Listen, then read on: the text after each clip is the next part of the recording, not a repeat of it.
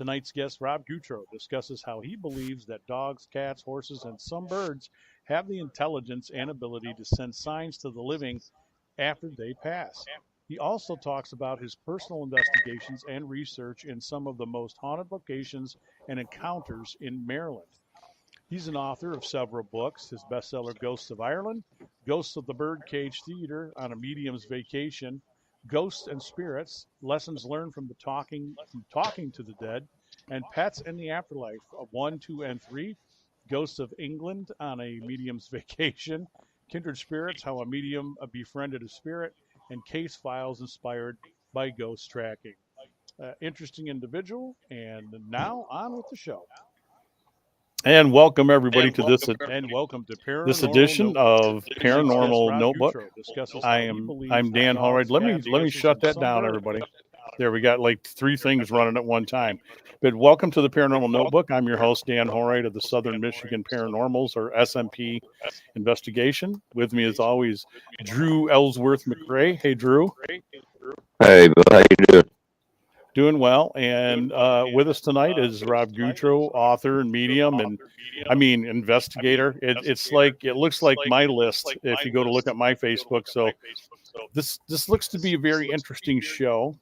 And right off the bat, Mr. Gutro, thank you for being here. Thank you for having me. I really appreciate it. It's good to be here. No worries. Thank you for taking the time out. And the first part of the show, I wanted to talk about the pets, because offline, I told you that I had a similar experience, and I've got some talking points here, and I really want to go through these. Normally, I throw that to the wind, and I already know what I'm going to ask and what I'm going to go for, but we'll stick to the script tonight. How about that? Okay. Everybody good with that? Okay. What's the one question that makes you crazy about pets and spirit? Really, when people tell me that animals have no souls, it's just kind of ridiculous, because every living thing has a soul, and a soul is really defined as the energies that are within us, that combined with our memories, our personality, and the knowledge of the life we live.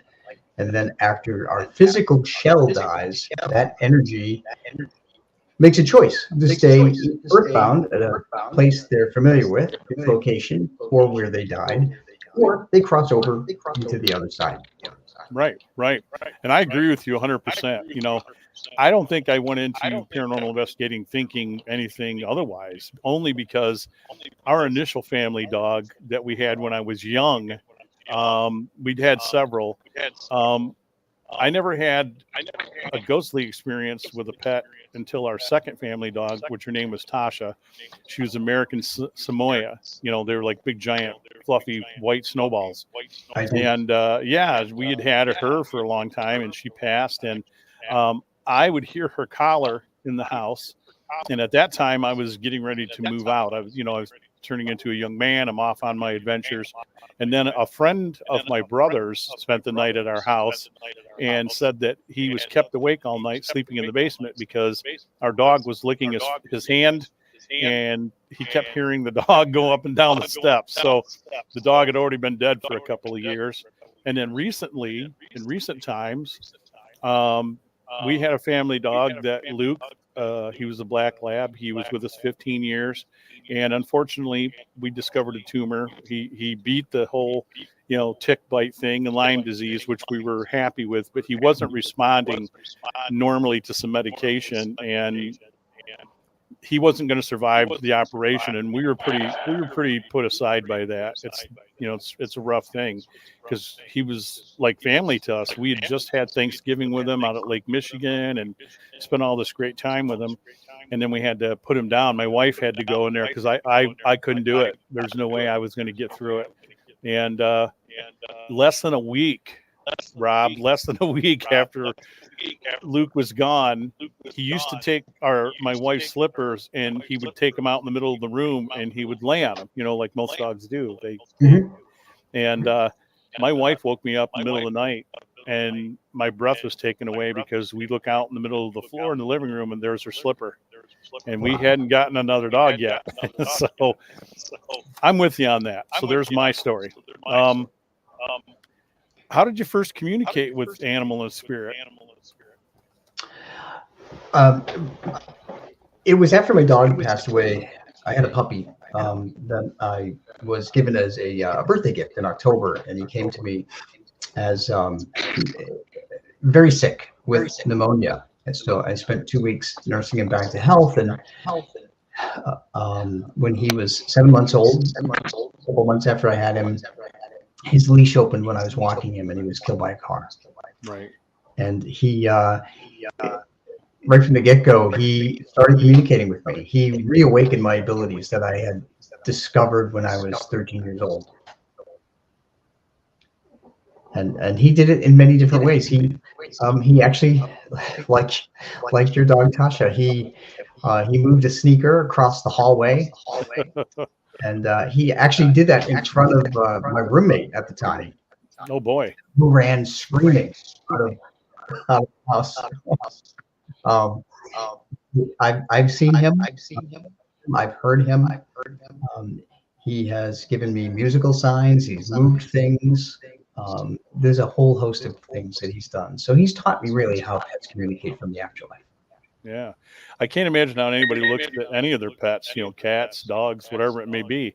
Some of my families had donkeys and goats, and they reported some of the same things. And when we did an investigation on a farm, on a ghost box, we got noises of horses. And I've never heard that before. But how do you look into your pet's eyes and not really see that there's something going on in there? And as intelligent as they seem to be, sometimes they may come across, you think they do some silly, idiotic things. But you know what? So do we. We as humans do probably dumber things. But I agree with you. How do you look into their eyes and not think there's something going on? So I always tell people that animals and reptiles were here long before we ever showed up and messed things up. Right. And they knew how to take care of themselves. They knew how to look for food, how to find shelter, how to care for each other. When one was hurt and the other one needed help. So they have an intelligence just like we do. Right. And how many times have we seen where animals who would normally probably be at each other, sometimes they become lifelong mates, friends. I see that all the time. And in fact, with Tasha, we had a cat in the house and they were best of buddies, and that cat was not the same when Tasha died. It just lost its friend. They experience the same kind of depression that we do. Right. You've noticed that in their behavior. I mean, they may isolate themselves. They may not eat for a while. One of the other things I do is that I'm a volunteer with animal rescues in addition to everything else. So I've been doing that for about 15 years. So, Drew, did you notice that in one of your pets after your companion pet passed? That's kind of the reason that I'm sitting back here being real quiet. Just yesterday was 3 weeks that we had to put down. 2 winters ago, there was some kittens out back, and Michigan weather got like super cold winter before last, and they were only 4 or 5 months old, and we let them in the house. And strays as strays will. Sometimes they're there, sometimes they're gone. But these 2 kittens, one of them was gold. My daughter named him, of course. That one was Tucker, and then we had this little one that looked like it was mismatched. Like God went through a box of spare parts and said, okay, well, here's a spotted rump, here's a striped right side, here's a white chin, here's a white tip to an ear. Let's smash it all together and make this patchwork kitten. And that one was Kenny. So my daughter named him Kenny and Tucker so she could run out back and yell, Ken Tucker, Ken Tucker.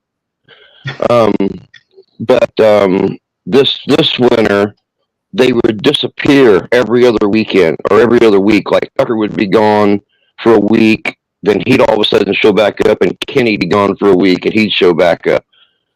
And this continued all winter long. And here about 5 weeks ago, we noticed that Tucker hadn't been around for about a month, but Kenny come dragging his whole back end up the driveway. I mean, like a seal, nothing but the front leg working.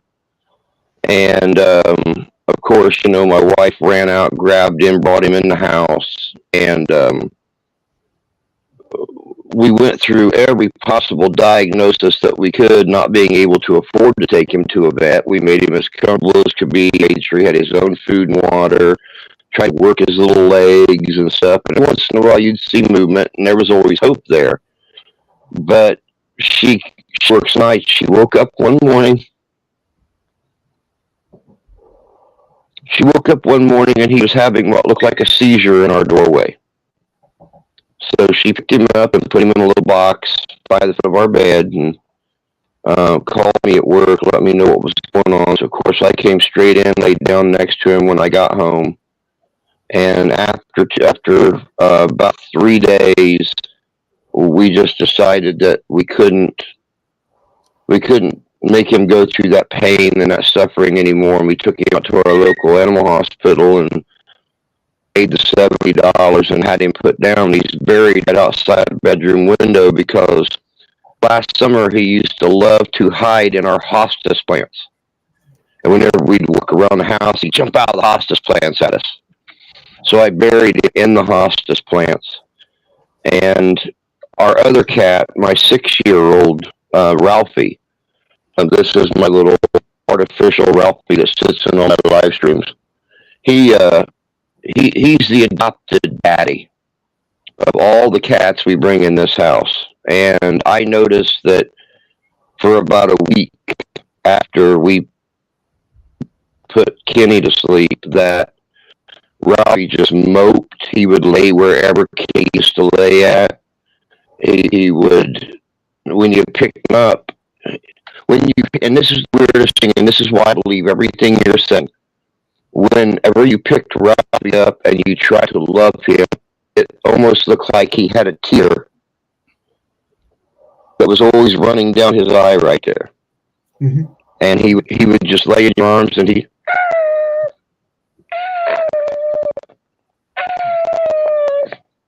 And he's finally getting over it. But one of our other kids, we got a little tortoise shell kitten.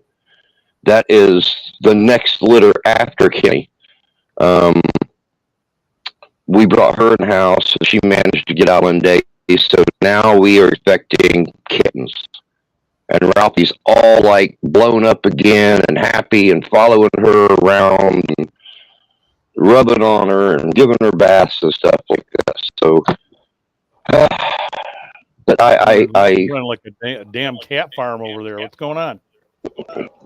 And I told to the wife this evening, we were just talking about it, because Ralphie jumped up on the bed because Steph has to go to work tonight.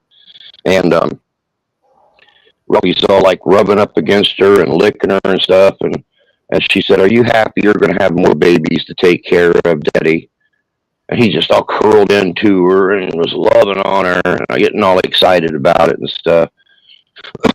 And I told her, this is her first litter. She's not even 9 months old yet. So, I mean, we're going to have to take care of them for the first few weeks. We're going to have to find them good little homes. So, we know they're taken care of and loved if Robbie will let us get rid of his new grandbaby. So, I don't know. But I absolutely agree with what you're saying, Rob, about them having that spirit, about them feeling that pain, that depression, that sadness that comes with their, almost like an autistic child. Any change in their world, they spot it right away and they dwell on it. And they have been likened to autistic children. There was a book out. I can't remember her name.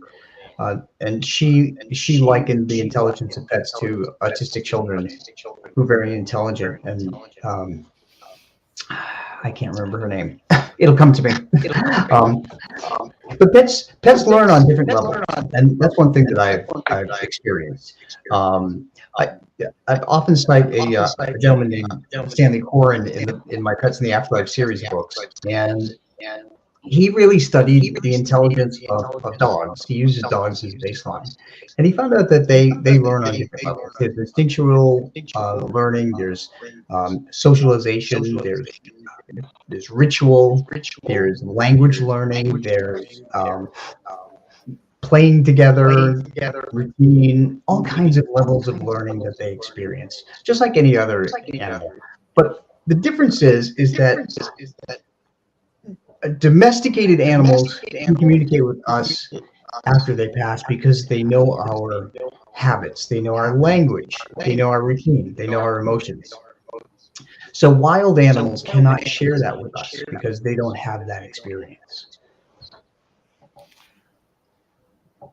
What's the? Yeah, I actually have a picture on my phone. I wish I knew how to show it, but we went out and we bought Kenny a little red, but he loved red, so we bought him a little red blanket to bury him in. And the wife took a picture of him for me before she took him to the vet. You can look in his eyes. She's holding his head. And you can look in his eyes for me telling him that morning before I left that all of his hurts would be over with. Yeah. You can look in his eyes and you can see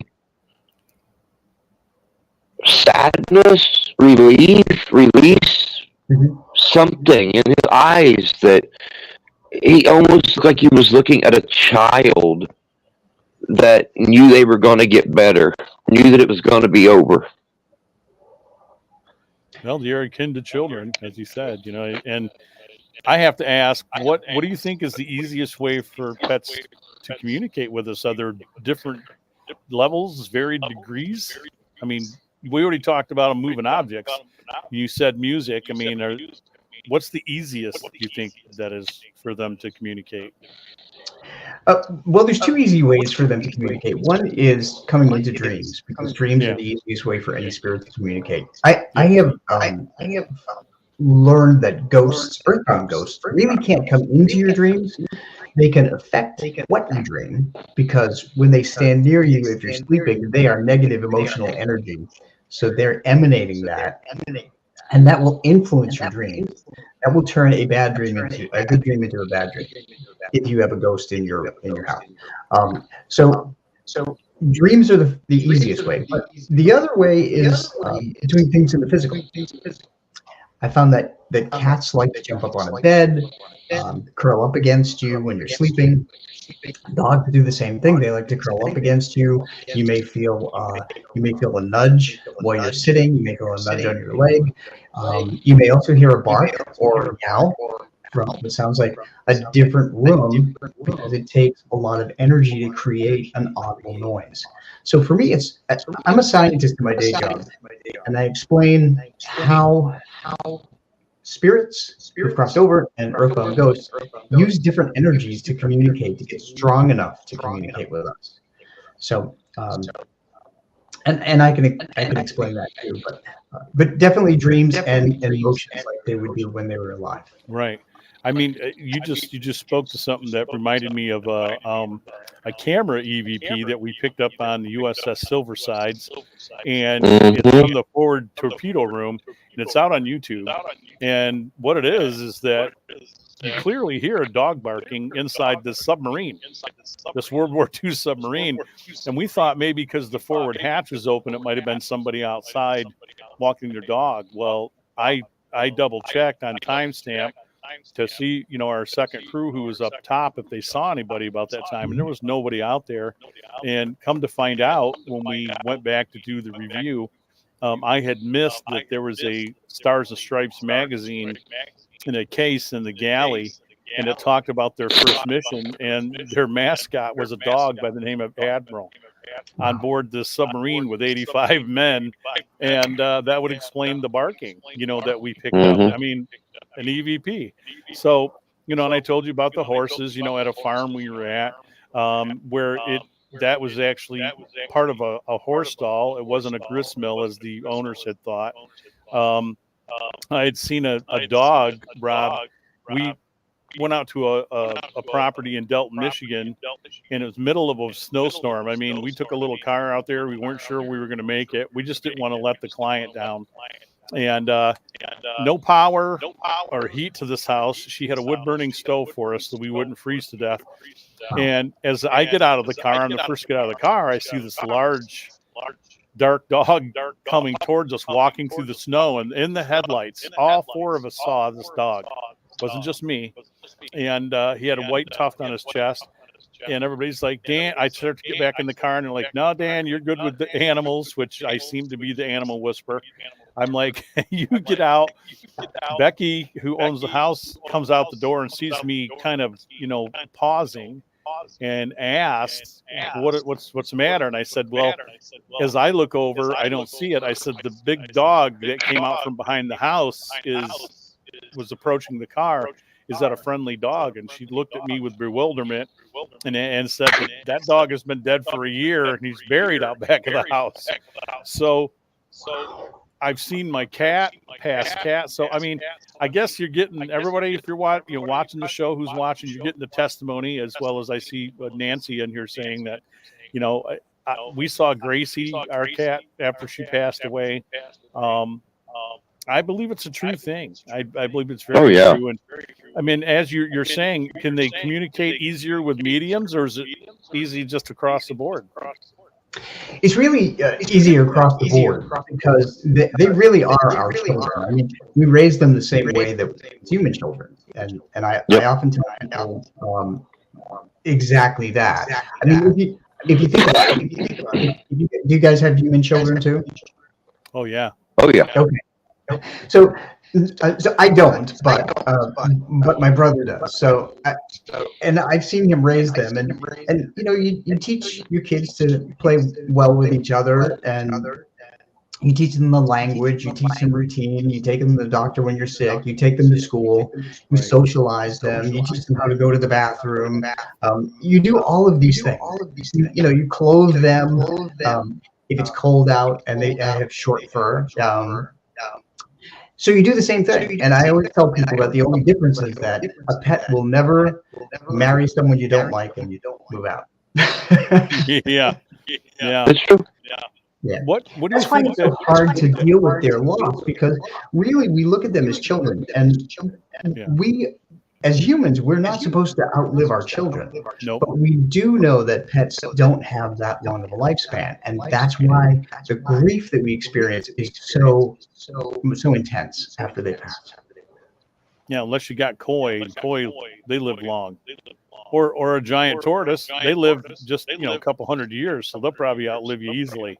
True. But what do you think that pet parents can get from reading your books? The Pets in the Afterlife. What do you think they can get from that?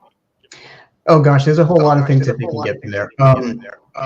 So the first thing is that I teach them all the different kinds of signs that I have encountered that pets communicate. Right. And I'll just run through some of them really quickly. So we talked about seeing them visibly. You can see them as a shadow. It doesn't mean that they're a bad thing. What it means is that they don't have enough energy to be fully visible in color. Right. You can see them in your dreams. You can hear them. You can feel them. You may feel them as a tingling or a pressure against your legs, or you may feel them as a cold spot. And as a scientist, I've figured out why we feel cold spots when ghosts or spirits are around. And I can tell you what that is if you like. Yeah, I mean, I'm on the science side of this, so I want to hear somebody else corroborate what I think I know. So tell us. Cool. Let's Well, hear it, I have scientific explanations too for why they can't cross over after a while in ghosts. So what I've come to find out is that I'm a meteorologist, by the way, during the day. So what I've learned is that because ghosts and spirits need energy, they need physical energies like heat, light, water, electricity, or they need emotional energies like the spirits who've crossed use love, faith, and hope, like our pets. Earthbound ghosts use negative emotional energies like anger, depression, anxiety, and fear. Those things fuel a ghost. So when they're trying to gather enough energy and not a source, they can draw that energy from the motion of air molecules. And what they do is they take that energy of motion, and in doing that, they slow the motion of molecules down. And fast-moving molecules of air, like in the tropics, are warm air. Slower-moving molecules of air, like in the Arctic, are colder air.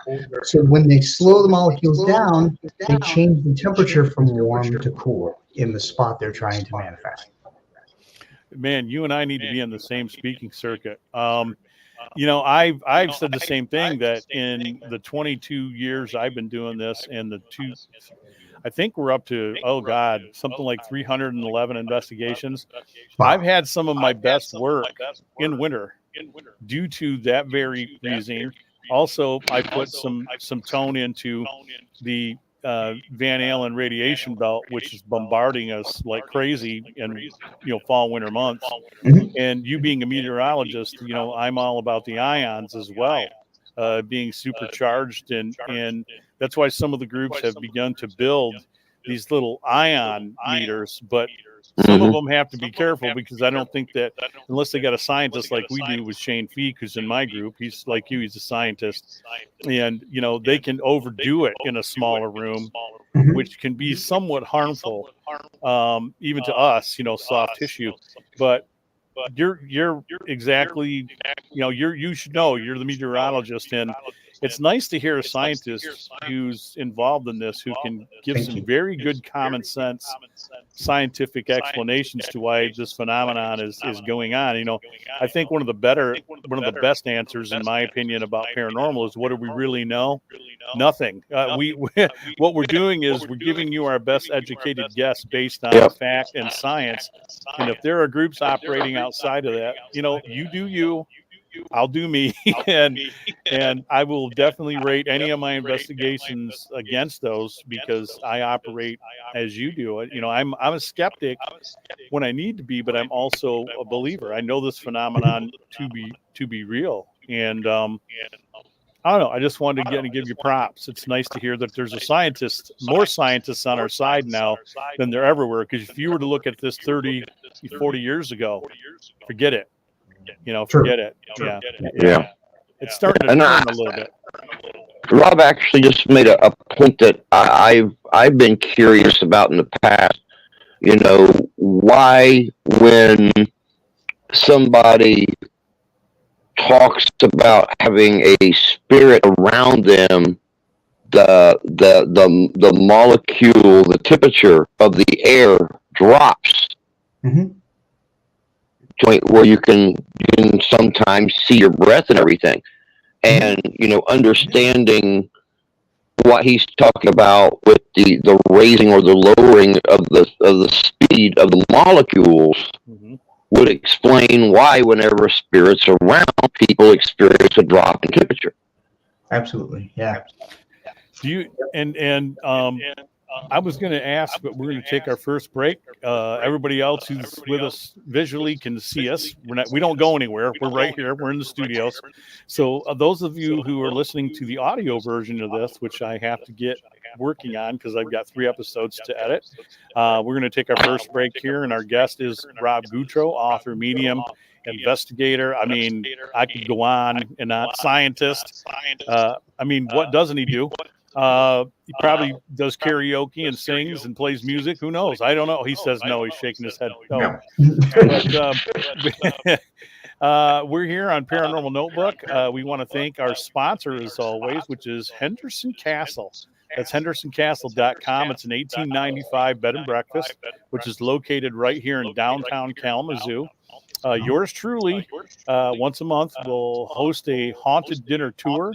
I've been working this house 18 years. I grew up 3 blocks from this place, and it has just been a whirlwind of great activity. I wouldn't say that it's haunted in the respect that a lot of people want.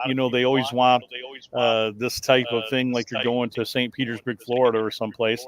But it has activity. So go to hendersoncastle.com.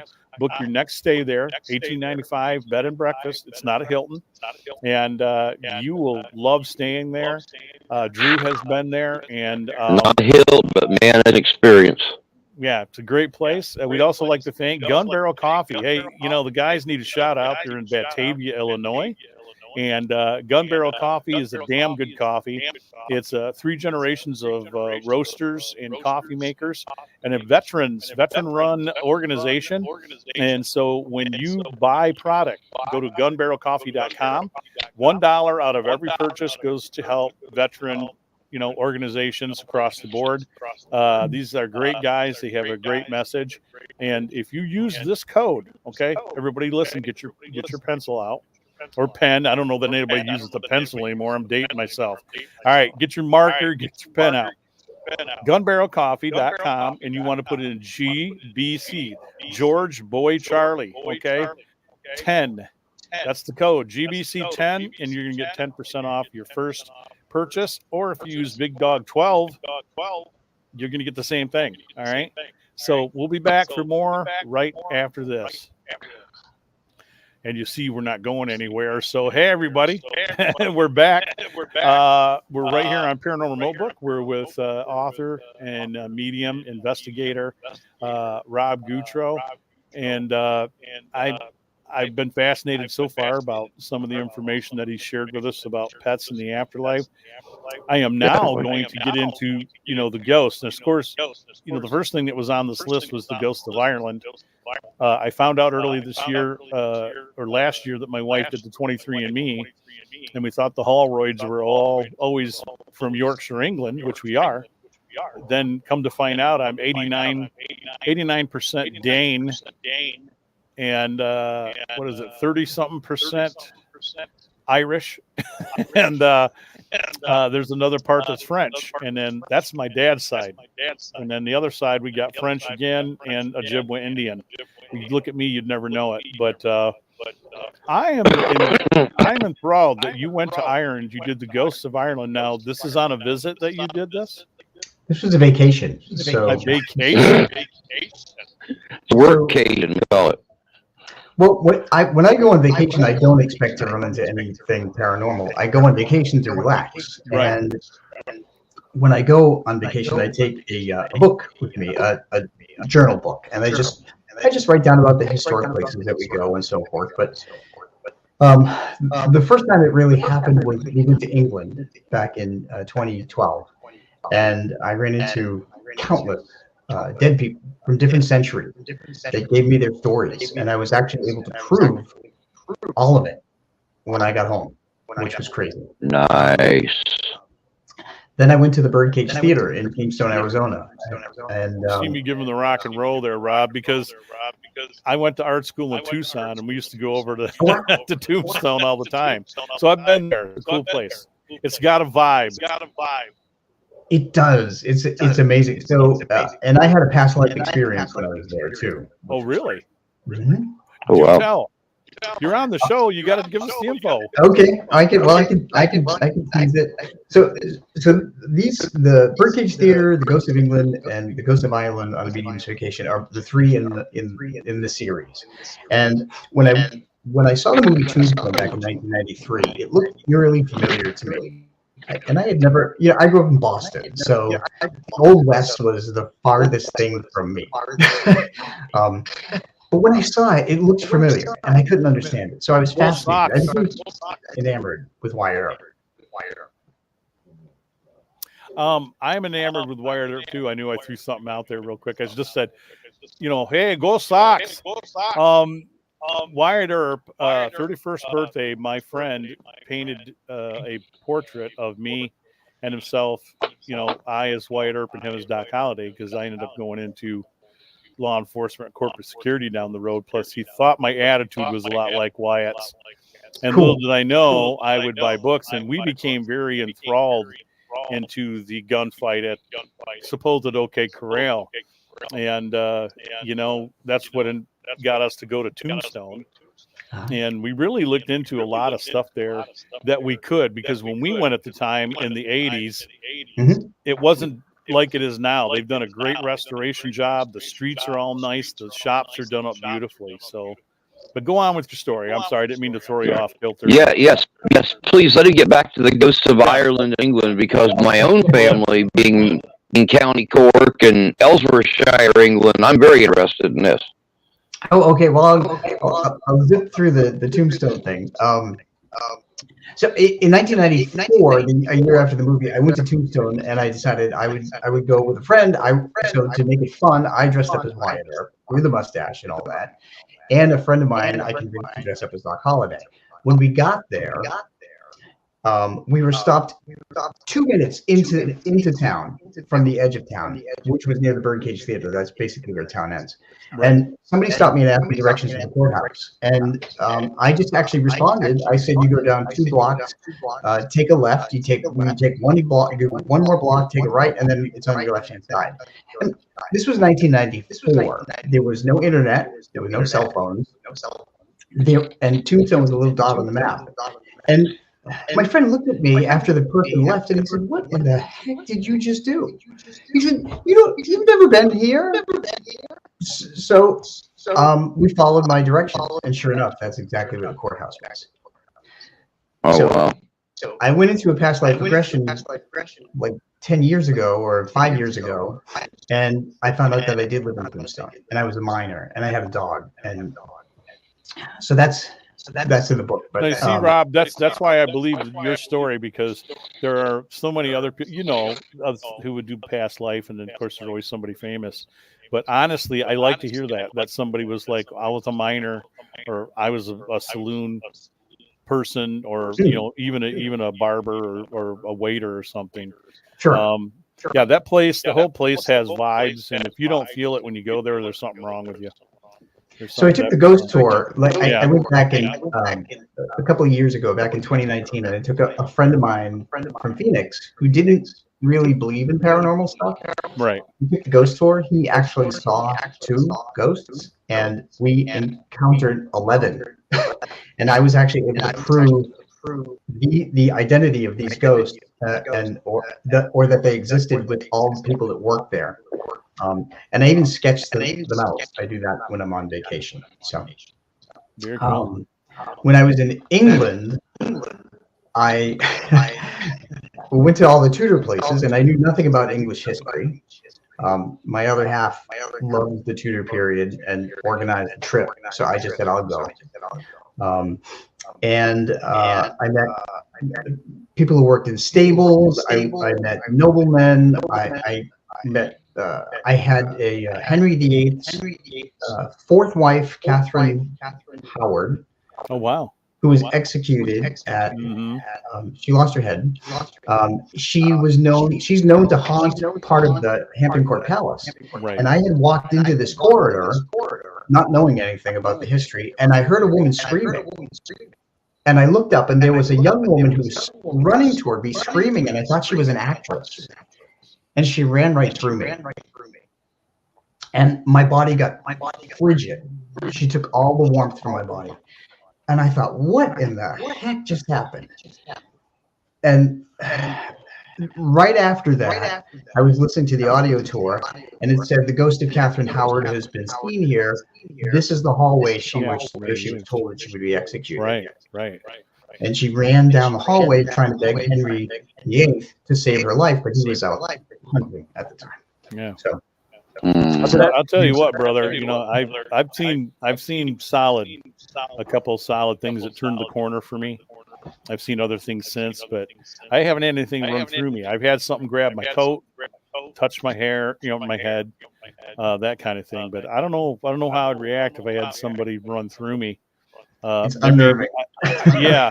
I'd have to just wish I was not wearing khaki pants. You might see a little wet spot, but even though I'm not afraid of much in this field, but I was going to ask you, my distant relative was the first Earl of Sheffield, and in 3 generations they never had children, so they sold it off.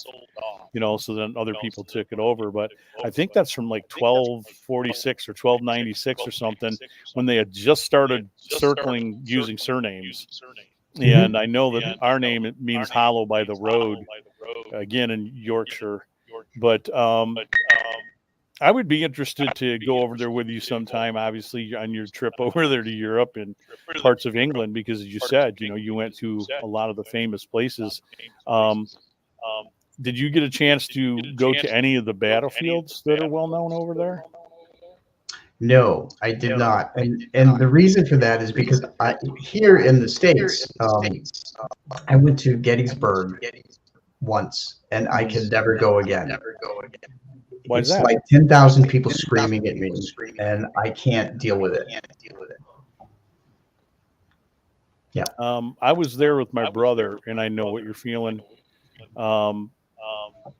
The overwhelming sadness and everything that was there was a little too much to bear. Yeah. Not only because I knew the history, you feel it and you see it and you hear it. I don't experience things on your level, but I am sensitive. I do have it when the doors open, and yeah, that was tough. I got a picture that's unexplainable too. In the would it be the peach orchard that's right off from Devil's Den? I think they have peach pretty close.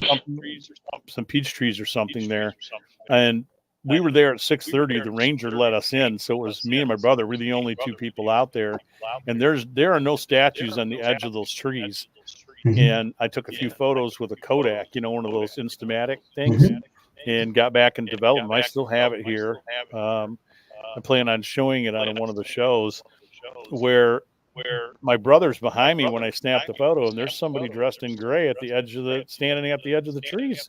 Wow. As plain as could be, but I can't zoom in on it because the quality's terrible. So, I've had other people that I know on the paranormal who've been there too that have seen something or captured images that they're not quite sure of. And, like you, hearing the cannons and things that my brother finally experienced the second day out, again at 6:30 in the morning, like we're down there before any of the reenactors are out there. No, they don't have any reenactors out. And it's the energy in that place is insane. It's absolutely insane. So much death and carnage. It's completely off the wall. I was there back in October 2020 with one of my teammates, but she got sick. She stayed back at the hotel. We went to Devil's Den, Sniper's Nest, and then during the daytime we done the Peach Orchard and the woods and everything. And it was I didn't hear the screaming like you did, but it was almost like being in a crowded mall at Christmas time. It's like you could feel everything around you. And when we were there at the Sniper's Nest, we asked a question, are you here? Or no, we said, Mark said, are we surrounded? And we got click, click, click, like the heel plates off a boot. And then we heard, do you see them? Just as clear as could be, right there at the Sniper's Nest. And he's actually a reenactor of a second U.S. sharpshooter. The old snipers from the Civil War. So, he's wearing his green cappy and I'm wearing a blue cappy, thank God. Because we got a feeling that it was Union soldiers around. So yeah, it was very, very, well, I mean, you got to figure in a 3-week period, over 55,000 people either died, vanished, or were wounded. So, I mean, in a small confined area, it's going to be exactly like being in a crowded mall at Christmas time. That's not the mall I want to be in at Christmas time. I'll tell you that right now. Your signature book, Ghosts and Spirits, it outlines, a difference, and I'm asked this all the time, between two entities. They ask, what's the difference between a ghost and a spirit? Is that what you're outlining? Yeah. So when I first started to use my abilities, I realized that there is a difference between the two. And I know in the paranormal field, we use spirit and ghost interchangeably. But really, although they are both energy entities with intelligence, memories, personality, and knowledge of this life, there is a difference. And the difference is that after we die, we choose to either stay earthbound at a fixed location that we're familiar with, or where we died, like a battlefield, or a hospital, or a prison. And the other alternative when we die is that we cross over into the light, the other side, heaven, paradise, hell, or whatever it is. So being an earthbound ghost, I've learned, is pretty much like being in hell, because you're in your afterlife for eternity, and only people who are sensitive can hear you. I've also learned that earthbound ghosts cannot really communicate with people in spirit. They can't get help from people in spirit who've crossed over. Another thing that I just realized this year was why earthbound ghosts can't cross over and they need paranormal investigators. And that is that when we first pass away, our energy is very strong. If we choose to stay earthbound as a ghost, for whatever reason, over time, that energy, just like a battery, wears down. It gets to a point where they don't have enough energy anymore to open the door to the other side and cross over and be a spirit. So that's why they need paranormal investigators to join together and combine their emotional energies and open a doorway to the other side to help them. So it's all about energy. Well, yeah, you got to listen to Tesla, man. Energy, frequency, and vibration. If you're gonna be about anything, you know. And I think that's a very interesting point of view on that for sure. You know, I mean, I broke it down very similar to that. I've also said that, you know, I think that there's a mix of different things going on as well. You know, that there could be people, like you said, people with unfinished business. There could be, you know, maybe some people it's a gift that they're able to watch over their family and their loved ones and what have you. Maybe it's not so much of a hell as it is maybe a blessing. I don't really know where to put that sometimes because I can't prove it. I can't prove anything. Honestly, I can show you clues. I'm done saying evidence anymore because all we really are capturing are clues to what we think is going on. But the other question I have for you too is, you know, you wrote case files and of inspired ghost tracking. Is how do you ghost track?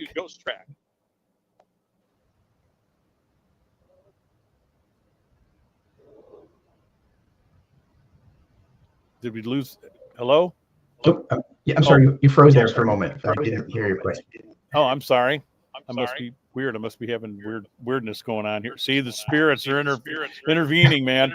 I was going to ask about ghost tracking, you know, how you go about such a thing, because I felt the way that I have done it is when, like you, I'm out enjoying myself or doing some things on occasion, and once in a while I pick up on something and I just follow lead. You know, I follow the signs and then it leads me into, like, driving down the road. I've discovered so many things in cemeteries and abandoned houses. Next thing you know, I'm searching for the history, and I was right on all along.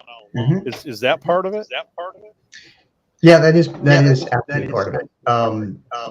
So, but the Inspired Ghost Tracking Group is run by a woman named Margaret Ehrlich, who founded the group back in 2008 after she had a paranormal experience as a kid, lived in a house that was haunted, and wanted to get like people together to figure out what was happening and how to help these people who were stuck. And so I joined as a medium, and there's another medium that I work with, Troy Klein. And together, he and I work in tandem to help cross people over. We never know anything going in, the mediums. Margaret does a 2-hour interview with the people to find out if it's actually a paranormal thing or maybe something. And I agree with that. That's an important thing that we should be doing. Yes. Yeah. Because, you know, there's some mental illness and other things involved for sure. Yeah. So I see you laugh. So you've been through it yourself. Yeah. Okay. Yeah.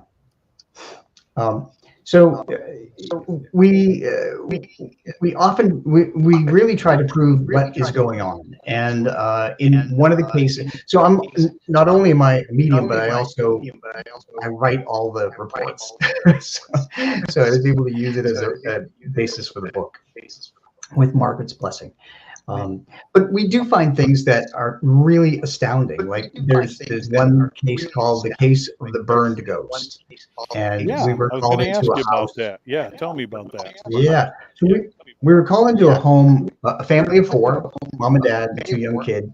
They had a dog that had passed 6 months before, and they thought that they were getting that the dog was around, and we were able to prove that the dog actually was visiting in spirit because I took my dog, Dolly, on the investigation, and she did the exact same thing that their dog used to do when their dog would come in from the house, from the outside. Um, and by the way, getting back to pets for just a minute, I've learned that pets have a different physiology in their sight and hearing, so they can see and hear spirit.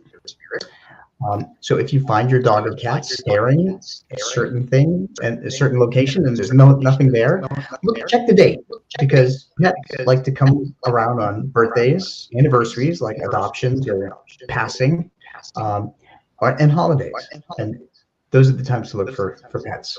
Yeah, our new dog Ellie's been doing quite a bit of that, so that's interesting. We've only had her just a year, and my wife thought we should get another dog after Luke. So yeah, that's interesting insight, because she's definitely seeing something or looking at something.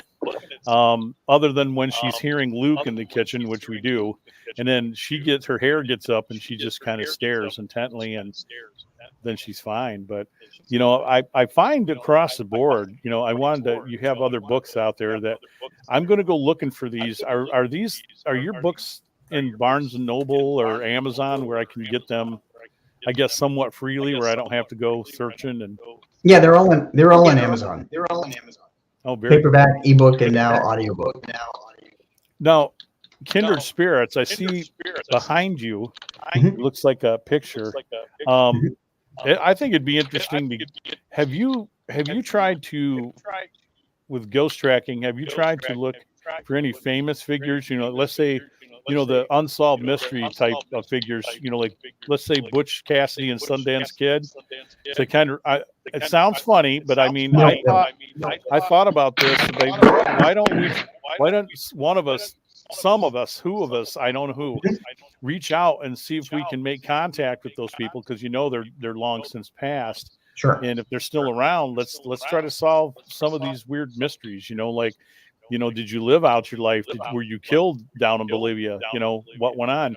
Because as it stands right now, I think they proved that one of them, I think Butch, came back and lived out his life, and they even did a gene track of some of his ancestors, Wow. who were left behind, and they have pictures of him with families of old age, and they're pretty sure that he came back and survived, which means that the other guy was gunned down or didn't come back alive. Kind of strange. But I'd wondered if have you guys ever been involved in anything, historic like that? You mentioned the burn ghost. There's some other stuff that's listed. I'm trying to get to everything in here within the time skip we got. So, by the way, the burn ghost turned out to be a burn victim that the wife, who turned out to be a nurse in a burn unit at a hospital, right, taken care of. And when the young girl died, he died from serious burns. She followed the mother home. She followed the mom home, who was the nurse, hoping that the nurse could help her cross over. Right. And so we wound up helping her cross over. Right. But I never purposely go to investigate famous people, but I have run into some, like Catherine Howard, of course. Really? In Ford's Theater in Washington, D.C. I wasn't expecting. I went there to see the Christmas Carol by Charles Dickens performed. And who did I encounter in what is now the gift shop? John Wilkes Booth. Oh boy! And he was a really tough customer. Yeah. Yeah. Well, Yeah. you know, I mean, to do what he did, he definitely had to have a mindset. That's all I'm going to say about that. But yeah. And two friends of mine who went to the Ford's Theater, one went a year later and another one went 2 years later. And they both contacted me when they were in the gift shop. And they said, wow, there's some arrogant male presence here who is really a horrible person. And I asked them where they were standing. I told them to look around, and they were both standing near and these are 2 different years. They were both standing near the display of John Wilkes Booth material. That's crazy, man. Yeah. I wish I had some of your insight as easy. I mean, as I said, I let it happen when it happens. And I came across, we're getting ready to do an event called Ghostorama at the Bell Mansion in Fort Wayne, Indiana. Cool. And yeah, it's got a great history. And I came across an individual which I was not told about. Like you, there's a lot of times I won't look, and I don't want them telling me anything. I want to see if I can get an impression.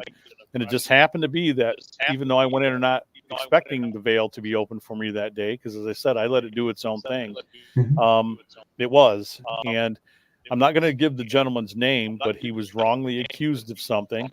They weren't, they were keeping that to themselves till I told them, and I said his name out loud, and they all looked at me like, how the hell do you know that? And I said, well, he's here. And then they told me the story surrounding the gentleman. I will tell you that he was also a Mason. There may have been a connection with us because I'm a Mason. I'm a 3rd-degree Mason.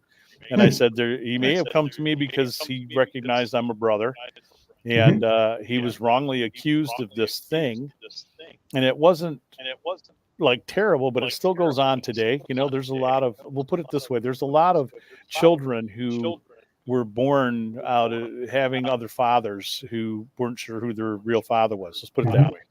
And then, of course, if there's an accusation of some wrongdoing, because it's a young girl, and then to find out what I picked up on was, I think this young girl was spinning a story, and then he just boldly told me that he was the owner of the house, that he that couldn't be, because the truth of the matter was, even though he was a friend and he'd been staying there and was very close to the family, that he was always in love with Mr. Bell's wife. And, there's that type of thing. And so I'm going to try to move forward with it and see where we go. But I enjoy that type of thing because it kind of sets me on a mystery to try to clear the guy's name. I can't prove it one way or the other, but he was pretty adamant enough that being in the career that I was in, I can tell when someone's lying to me, whether it be a spirit or not. I've pointed out people who've been trying to, tricksters who are telling me one thing over a ghost box on occasion. And I know that's not who we're talking to. I know that's not who we're dealing with. So one of them things, and I wondered, have you found, has that happened to you where you've had people come in and pretend to be something? There's somebody else and they're telling you that they're this person, and darn well they're not. Actually, no, I've not run into that, fortunately. You're lucky. You're a lucky man. Very fortunate, yes. Good.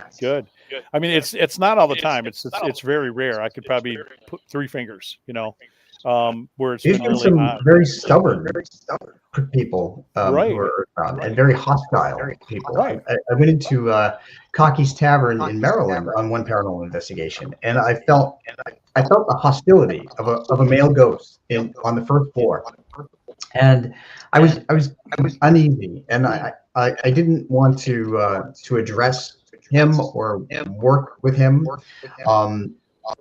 so I opted to leave. And the manager of the Inspired Ghost Tracking called me afterward, and she said, I have an EVP to play for you in the room that you addressed the male ghost that you weren't feeling well about. And it clearly said, kill Rob. And I said, that's why I left. Yeah, that was pretty scary. Wow. Yeah, I've had that where they threaten me, and it's like, yeah, you can threaten me all you want. I'm a child of God. That whole thing. It's not nonsense. Sure. But I say protection prayers, and I think that's the next question I was going to throw at you. Was the Ouija board thing, because I've had discussions with so many paranormal people. And recently I upset a guy, and we were getting along fine. And he has a group in UP. I have a group down here. And, I'm open to everybody's opinion on Ouija boards. I know where mine is. And where I stand on it is I was told this by a person who had been in this field since the 80s, that it's teacups and rocks. And she explained it very clearly, that even when we're doing EVP sessions, we're sort of doing the same thing. I don't think wow, brain surgery. Help me with this word. Incantation? Yes, thank you. Yeah.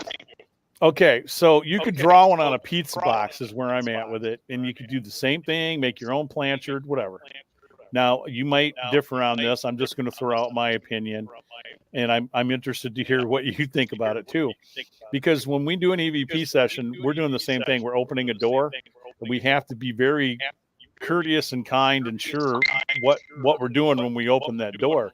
So rocks and teacup speech was that you could say, hey, I'd like someone to come through tonight and talk to me. You're in a cemetery. And when I throw this rock over my shoulder, go left for no and right for yes. Now, chaos theory comes into play right off the bat. But at the same time, if somebody manipulates that rock, they're talking to you. It's communication.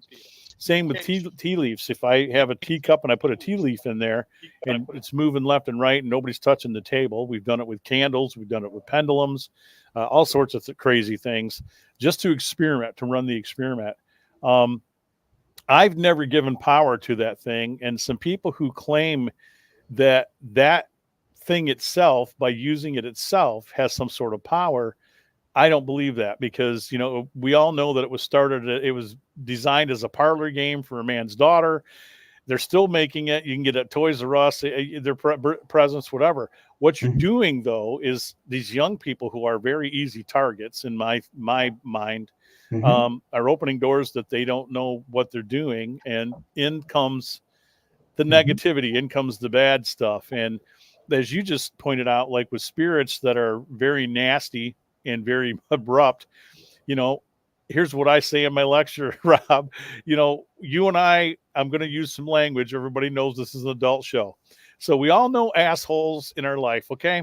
We all know the a-holes. And when some of them die sometimes, they haven't moved on, they're still a-holes. And they're very abrupt and they're very nasty and mean.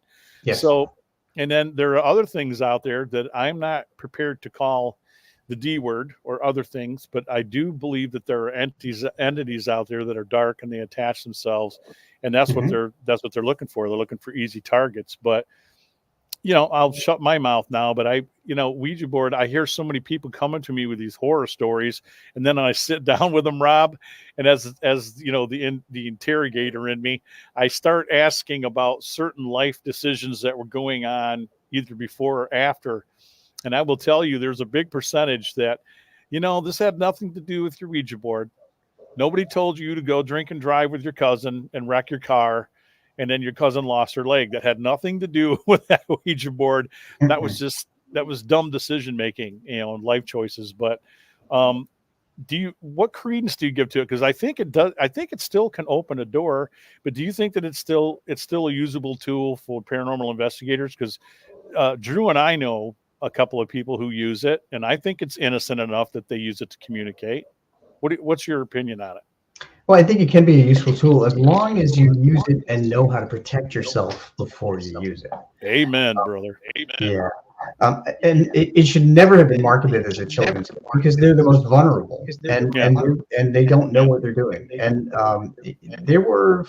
we've been on several investigations. I think there were 5 where people used Ouija boards and purposely invited dark things into their home. Right. I agree with that. Right. There was one whole family that was physically sick. They became physically sick in various ailments, and we had to close this portal that this woman had left open. And it was a terrible situation, but yeah, sure, anything can be a valuable tool as long as, number one, you protect yourself, like a prayer of protection, or surround yourself by white light. Do something. Root yourself against a tree and let the energy go down into the earth. But if you don't do that, don't use it. Don't do it. Yeah. If you don't know what you're doing, just don't do it. If you don't read the instructions on how to use a power drill, don't use it. That's such a great. Yeah, that is great. That's exactly it. You put beer on a vibrating bed. That's my favorite. What did you think was going to happen, man? And in power tools, the same thing. Yeah. So I think that it can command an amount of opening a door because this is what you did.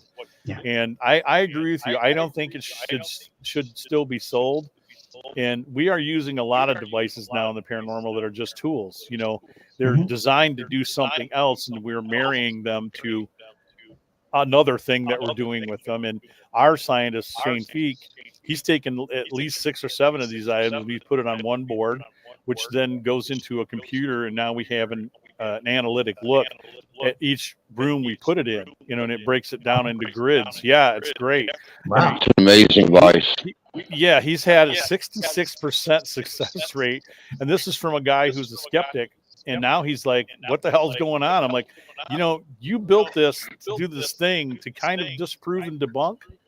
But then when you have a nurse call button on this, and we have a camera on it at Hotel Nichols here in South Haven, and it marks it on the analytics that somebody pressed that button, and we see nothing on the camera. Nothing. So I'm like, I have no explanation for you, Shane. This is what the paranormal world, this is what the veil is. I really believe that in this universe, there's so much more that's going on and that we are connected to than we realize. And I don't think life obviously just ends with this. There's different things, there could be a heaven, there could be a hell. I don't know. I haven't been to either one. Well, I am married. Anybody? Okay. I'm kidding. But the thing of it is that what we know, according to us and our brains and our knowledge, honestly, it's probably not even that much. It's just, you listen to Neil deGrasse Tyson and all these brilliant minds, and even they will tell you that, sometimes I think they change their minds, and he has that. He even started explaining why, yes, there is a God, and there's been a lot of changes as to what's going on, around us that, you look at UFOs. I don't mean to get off track here, Rob. Sorry. It's me and squirrels and shiny things. It's okay. But, to look at it all, if you think that we're all there is and all that can be, you're just sadly mistaken. Yeah. I mean, as you said, with the pets and other ghosts and spirits, you've written several books. Now, quickly, because we've got time. Not quickly, we got time. What about poltergeist? Where are you with poltergeist activity? So I know poltergeist in German means noisy ghost, but what I found is that it's really not a ghost. It's actually mental energy from living beings that simulate what a ghost can do. We've been like transference. Yes. Right. Yeah, or even telekinesis, if you will. Yeah, that's what I was going for that too. Yes. Yeah. So we've been called into a number of cases that turned out to be poltergeist activity. In one particular case, there were 2 sisters. One was older, one was younger. The older sister did not like the younger sister. The younger sister is the one that kept seeing shadows in her room, seeing things move, feeling coldness. And so when we first went into this particular home, we knew nothing about the 2 girls. We didn't find anything paranormal. And I asked, it looked like there were 2 bedrooms of 2 daughters. And so myself and the other medium asked the mother, would you have 2 daughters? And she said yes. And so I said to her, there's one daughter not like the other daughter. And she said, yes, there's a very strong rivalry, and it's a sisterly love-hate relationship. And I said, well, it seems to me that because everything happens on this side of the younger sister's room, it's being projected by the energy, the mental energy of the older sister. And so she took that advice. She took the older sister to counseling. 6 months later, no more paranormal activity. Right. I've worked a couple of Wow. those. Yeah, on supposition of that very thought, that these people were causing it with all the social unrest in the house, Mhm. and then the minute some things changed and a couple people moved out, it ceased, it stopped. And what are you supposed to think after that, right? Yeah. I mean, what are you left with? Um, I've done this, so I'm going to ask you if you've done this. Have you turned people away from investigation, and why? So that wasn't Margaret Ehrlich has done that. She's the manager of the group. So because she runs the shop, Right. she will make the call whether or not it's a worthwhile investigation. So yes, we have turned people down. Um, Unfortunately, we did go to one investigation where these two women who were single moms were living together with kids who purposely tried to make us think paranormal things were happening. Oh boy. And yeah, and we found them out, and it was really irritating because we had driven about an hour and 15 minutes to get there, and they were just pulling a prank on us. So yeah, we've turned people down. Yeah, I've come across where Wow. they didn't hear what they what they wanted to hear from us, because Mhm. we're being 100% honest with them about what we saw, what we thought. And Yeah. so, hey, there's plenty of other groups, so I kind of turned down doing any further work with them. And then there was another case where a friend of ours, Bob Penny, before he went out there, these people had called me. Well, just so happened that my stepbrother is the chief of police in that town, and he Wow. knew who these people were. And he's like, listen, man, I'm going to tell you right now, these are troubled people. And, there's a lot of drugs and abuse and meth and things Oh involved. And Bob went in there and he videotaped things and did stuff. And he came to me afterward and said, oh my God, dude, you were so right. And I'm like, I can't believe you took this case on and went in there. I already turned them down. She was calling me on my phone and cussing at me. And I was in a different location in Michigan at the time, and I didn't even know who the lady was. Somehow she got my number. And I stopped doing that too, Rob. I stopped putting out my phone number many years ago because I would get crazies calling me all the time. All the time. Yes. Yeah. And and Dan, I do pet readings, and sometimes people who have had a pet reading will try to email me over and over and over again, and it gets overwhelming because Yeah. I have pet readings that I do on the weekends that are booked all the way out to June 2025 right now because I wow. only do the weekends. Oh, wow. And it's hard to answer all these emails, but That too. I get it. I get a My lot phone of number it is too. And it's not to be rude. Sometimes people get impatient with me, and it's like, listen, I got 75 people. It's not like that anymore, but it was when we early on. I think due to when the shows first really peaked, everybody was honest, and that's good in one way and bad in another. But I'm glad I'm where I'm at now. I can go to a historic place and we can pick and choose. We're working with historic homes. So I've stepped back from the private case. I don't do that anymore. I'm not doing it. I do not cross anybody over. I don't do any removals, and I told people why is because I don't think I had the confidence in myself to a certain degree of, I can't really put it into words, but I wasn't sure where I'd be moving people to or where I'm sending them. You know what I mean? And that's not to say that I don't know what I'm doing. It's just that I don't want to get involved in the stress and the emotion of it. Only to a degree. I'm like you. I'm there to prove that you're actually having the stuff. And if you do want somebody to remove it, it took years for me to find people I could trust because there's so many phonies out here. Yeah. And I have a short list of about 3 people, and I have sent people in that direction, but I don't do private stuff anymore. I'm happy doing the historic and talking to the historic people that I encountered in the Definitely. the past life, and it's been rather rewarding because sometimes they're telling me that they just wanted to be heard. They don't want to be forgotten. I get that message a lot, that their life mattered and it was important what they did when they were here. And that's only because I'm working some historic homes, and as I said, Henderson Castle, and a couple of theaters which we've taken on seem to be the same thing. There were people there who built the theater. This man who was really gruff, but he was happy to show himself to me in the seats just for a fraction of a second. And then the lights went bonkers all night, and because he wanted to know that what his legacy was going to continue.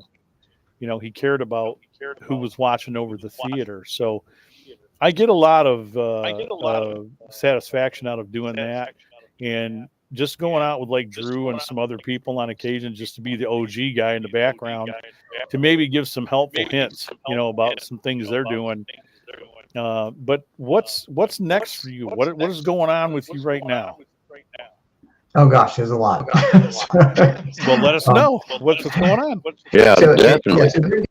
During the day, I'm still a meteorologist. Yep. And unfortunately, I'm planning on retiring in October 2024. So I'm looking forward to that. I just published Ghost of England on a medium's vacation, so I'm doing a lot of outreach for that. And I'm always doing social media. I'm on, I don't know, 6 or 7 platforms because you have to be if you're an author. I'm also, I do prep reading on the weekends. And I'm also teaching courses at 2 schools for adult education about paranormal stuff. So, plus I also do fundraising lectures for animal rescues. I do lectures about how pets communicate from the afterlife, and the animal rescues will charge an admission, and they will take all the proceeds to go to the shelter. And I came up with that idea and I just sell my books there, so that the dogs and cats that are being taken care of get a windfall whenever I do an event, and I do a lot of them. Well, I'm not in touch with the local people that do that. Maybe I should be. I don't know. But if you send that link to me via the Facebook Messenger, whichever one that we use tonight, I will put that up on my network when it's back up, because I'm rearranging and reworking it right now. And I'll gladly advertise that on my network. After this is, as it's recorded, we're reaching 5,000 plus and international on this. So get the word out. And if somebody in your area comes over to the show or sees it, they're going to get an idea in their head and maybe help that out. I will tell everybody that. So these website links, I hope, are still good. It's www.robgutro.com and www.petspirits.com. Right? They go to the same place. Yeah. Right, same place. They go to the same place. For people who can't spell my name, I developed Pet Spirits. Gutro, Gutro. Yeah. I am saying it right? Gutro?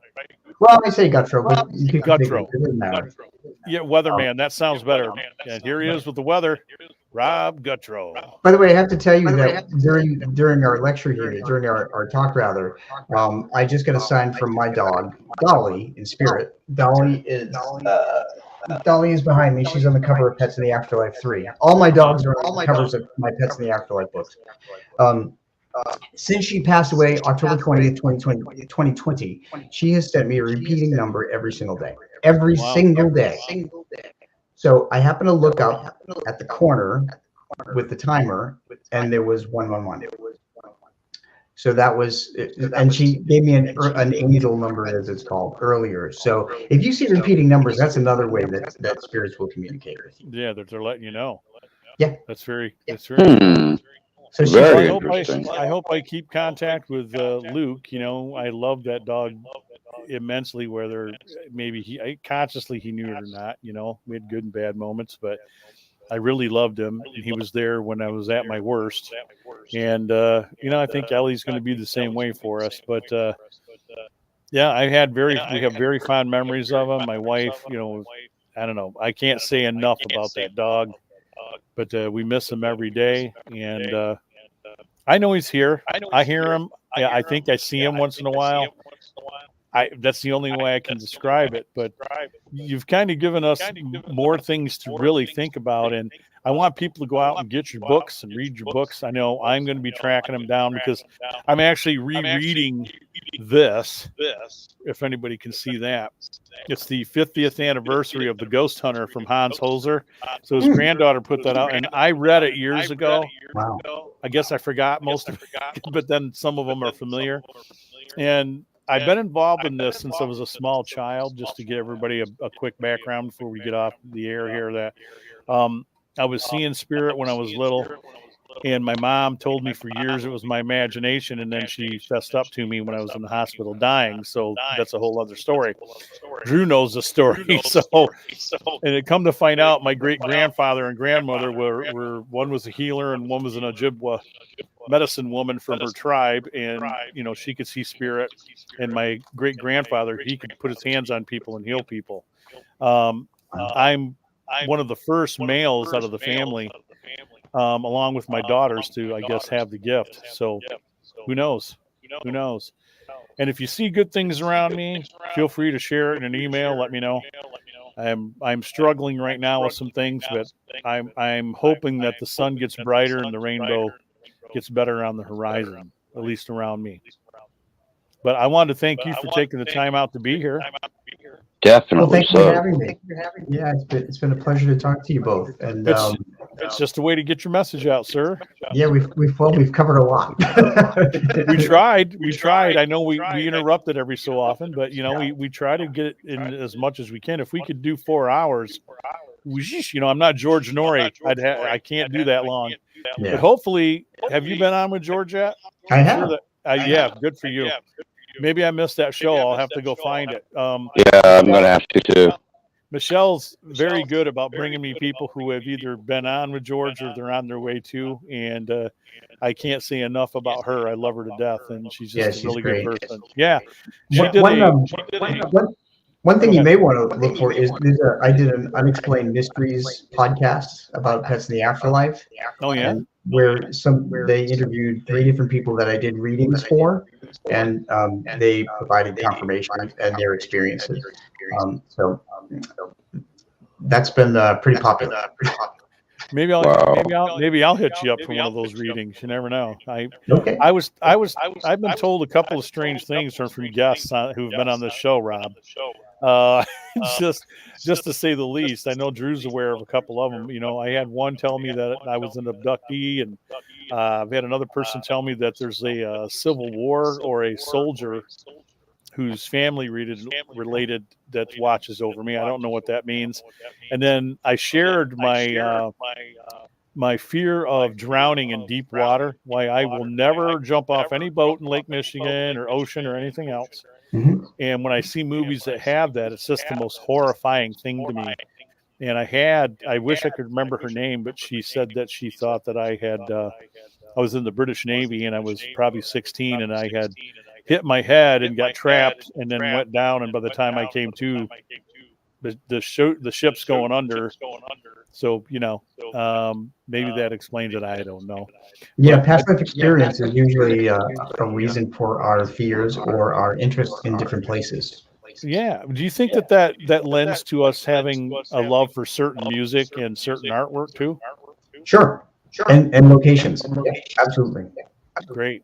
Well, you've just been a joy to have on. Well, thank you. It's been a pleasure. No, it's been a pleasure on this end too. I swear to God, I swear to God, you and I are simpatico. I own that same shirt. I keep looking at your shirt, and I think it's hanging in my closet. You have good taste. We do. Hey, I got to do it. Hey, we're simpatico. We shop at the same store. I just saw the trailer today to Beetlejuice 2. Looks awesome. Oh, good. Looks very awesome. Looking forward to that too. All right. Well, you have yourself a good weekend. Again, one more time, tell everybody where they can find you. Sure. They can find me on robgutro.com, petspirits.com, or all my books are on amazon.com. And because I'm self-published, I put them down to under $10, all of them. I want people to read them, learn what I learned, and get comforted, especially when it comes to the text. Yep, I get that about you. You're a person that cares about other people's emotions and their feelings. So Thank you. very cool. Very cool. Well, thank you, sir. This has been another edition of Paranormal Notebook. And guys, you can catch us here Thursday nights at 9 o'clock, 9 p.m. Eastern Standard Time. We've got a few more guests coming up as we look. I'm going to go through the list real quick, so don't everybody skirt off yet. We go through this list, all right? So coming up March 28th, looks like we've got James is back with us. Shubsky. Drew and I have talked to him before out there at the Columbia River Gorge with the Bigfoots and the UFOs and the ghosts. So he'll be coming with us soon. So we'll welcome him back to the show. April 4th, we're looking to have Leslie Mitchell Clark. She's got the hypnotherapeutic regression and working, which we've had. Lorna Reynolds is a very close friend of ours who does the same stuff. Yes. And Lorna is amazing. I've watched her take a 16-year-old girl back to England, accent and all. It's just weird as hell. And then we've got Mikhail. I think it's Mikhail Clark. He's going to discuss with us the harness and power of the unconscious through dream incubation. I don't know what that's about. I guess we'll find out. We're also going to have on, Les is coming back. Lester Velez. Les has been here before, and he discusses Opus and the Organization of Paranormal Understanding and Support. Also, UFOs and MUFON. We love talking that kind of thing. And then coming up April 25th, what's the name here? I'm trying to find a name. Sometimes she puts them at the top. Sometimes she doesn't. Althea. Okay, we've got Althea, the blah, blah, blah. So Althea, I apologize. I'm struggling trying to find a last name here, but Althea Jacob, that's what it is. God almighty. When you have brain surgery, don't ever let them tell you that 1 year you're healed 100% because they're lying to you. All right. We've had Rob Gutro with us. What's the weather going to be like tomorrow? Depends on where you are. Put him on the spot. Yeah, if you look outside and your back porch is wet, it's raining. If it's not, it's sunny. There you go. And he's a natural. If it's gone, it's windy. Yeah, this is Michigan, so it changes every 15 freaking minutes. True. Yeah. Man. All right, Rob, thank you so much for being here. Everybody, thank you. And we always leave you with this message that it does not cost you anything to be kind to one another. All you got to do is share a smile, a pat on the shoulder, a handshake, and we can all make this better and get along in this weird bubble of insanity that's going on around us right now. All right, everybody have a great night, great weekend, and go see the new Ghostbuster movie. I'm going to be out there tomorrow with the group, and go check it out, Frozen Empire.